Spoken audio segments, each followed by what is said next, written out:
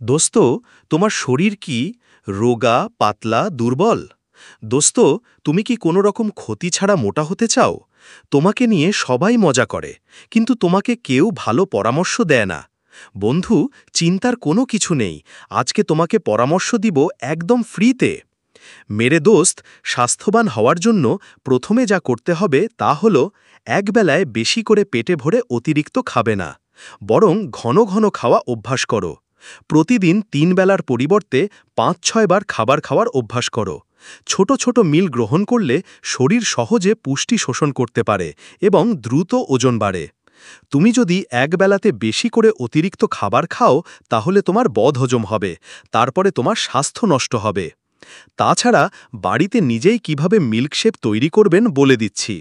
একটি কলা, ৫০ গ্রাম গরুর দুধ, ২ চামচ মধু ও কয়েকটি বাদাম দিয়ে মিল্কশেক তৈরি করো।